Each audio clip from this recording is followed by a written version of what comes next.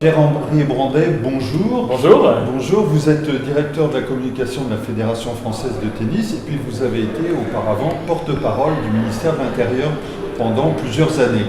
Quelle expérience vous retirez de ce passage au ministère?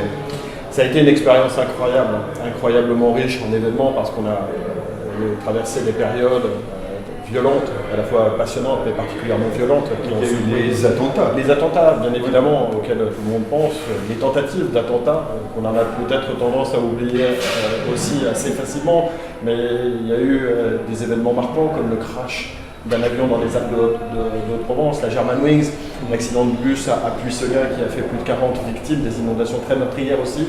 Donc on a eu une séquence particulièrement riche en événements dramatiques auxquels la France a dû faire face et le ministère de l'Intérieur était en première ligne. Donc ça a été une expérience incroyable, aux côtés notamment de Bernard Cazeneuve, et ça m'a permis de voir la puissance de l'État, l'État qui fait face, l'État qui doit faire face dans des situations dramatiques, des situations exceptionnelles, l'État qui réagit très vite, aux côtés bien évidemment de tous les acteurs, que ce soit du monde de la sécurité, du monde du secours, que ce soit des domaines publics ou privés. Bref, une expérience oui, incroyablement riche et passionnante qui a duré 6 ans et demi au ministère et de laquelle je ressors avec l'idée que sur la communication, et notamment la communication de crise, il faut être guidé par, sans fausse modestie, l'humilité,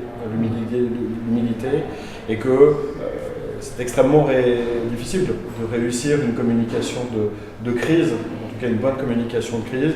Il faut souvent se laisser guider par le bon sens, garder sa lucidité, garder son sang-froid, et que ceux qui viendront vous dire qu'on peut bâtir des stratégies de communication sur plusieurs pans lorsqu'on est dans des situations d'évolution rapide, asymétrique rapide, je pense qu'il faut se laisser guider par le sang-froid, la lucidité et surtout beaucoup de bon sens et d'humilité. Je pense que ce sont quelques clés pour pouvoir réussir à traverser les épreuves. Oui, alors vous avez dû avoir une vie trépidante pendant toutes ces années. Aujourd'hui, vous êtes à la Fédération française de tennis. C'est plus cool, si je puis dire. C'est plus cool, oui, mais ça ne manque pas de sujets intéressants, de sujets chauds.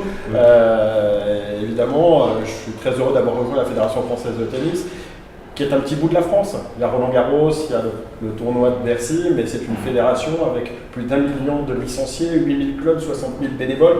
Je dis ça parce que ça resitue dans le contexte ce que pèse la Fédération française de tennis, qui est ancrée dans chaque village. On pense évidemment aux grands tournois comme Roland-Garros. Et face à cette diversité et ce panel finalement de choses dans lesquelles intervient le tennis, que ce soit du tennis amateur, du tennis corpo jusqu'aux grands champions que l'on connaît. Il y a aussi une diversité de missions de communication, mais aussi des crises possibles, parce que bien évidemment le risque terroriste est élevé, en France, dans notre pays. Il faut protéger nos événements comme Roland-Garros, et puis on a les risques éthiques, d'atteinte à l'image, dans le sport, et évidemment, donc, on a moi je veux dire un panel de jeux et un spectre qui est très très large, très intéressant, même si c'est vrai que mes nuits sont beaucoup plus sereines qu'elles ne l'ont été pendant 6 ans et demi. On peut s'en douter. Je vous en remercie. Merci à vous. Merci.